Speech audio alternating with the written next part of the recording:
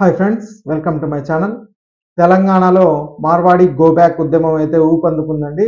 వ్యాపారం కోసం ఇక్కడికి వచ్చిన మార్వాడీలు స్థానికులకు ఉపాధి లేకుండా చేస్తున్నారని ఆరోపణలు పెరుగుతున్నాయి. ఈ క్రమంలో ఈ నెల 18న అమన్గల్లో బంద్కు పిలుపునిచ్చారు. ఇంతకు బంద్కు పిలుపునిచ్చింది ఎవరంటే ఆ వివరాలు ఈ వీడియోలో అయితే తెలుసుకుందాం. మీరు ఇంతవరకు నా ఛానల్ సబ్స్క్రైబ్ చేసుకోకుండా అంటే దయచేసి సబ్స్క్రైబ్ చేసుకోండి. దీనివల్ల నేను చేసే ప్రతి వీడియోకి నోటిఫికేషన్ మీకు అందుతుంది. అలాగే లైక్ చేయండి, షేర్ చేయండి. మీరు ఇచ్చే ఒక లైక్, మీరు చేసే సబ్స్క్రిప్షన్ మాకు ఎంతో ఎంకరేజింగ్గా ఉంటుంది. వీడియోని ఎక్కడ స్కిప్ చేయకుండా చివరి వరకు చూడండి. ఆలస్యం చేయకుండా వీడియోలోకి అయితే వెళ్ళిపోదాం. ఉద్యమాలకు పురిటిగడ్డ అయిన తెలంగాణలో తాజాగా మరో కొత్త ఉద్యమం అయితే పురుడు పోసుకుంటుంది.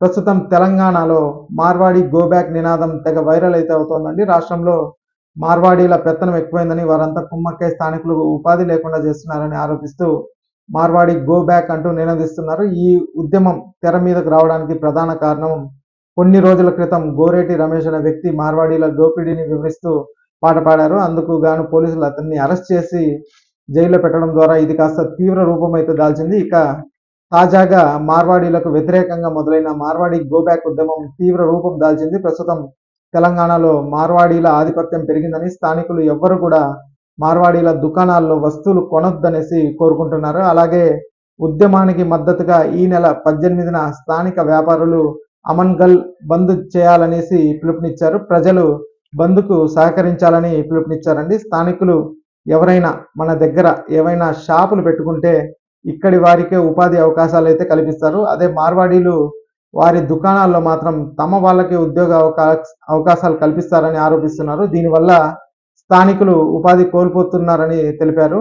అలానే ఇక్కడ వ్యాపారం చేసుకునే హోల్సేల్ మార్వాడీలు వ్యాపారాలు, మార్వాడి దుకాణదారులు తక్కువ రేట్లకు అమ్ముతుండగా స్థానికులకు మాత్రం అధిక ధరకు సరుకులు అంటగడుతున్నారని ఆరోపించారు. గతంలో మార్వాడీలు అంటే కేవలం గోల్డ్ షాపులు, అలాగే స్వీట్ షాపులు, ఇక హోల్సేల్ కిరాణా షాపులు వంటి వ్యాపారాలు మాత్రమే చేసేవారని, కానీ ఇప్పుడు వీరు అన్ని వ్యాపారాల్లోకి ఎంట్రీ ఇచ్చి స్థానికులకు ఉపాధి లేకుండా చేస్తున్నారని మండిపడుతున్నారు.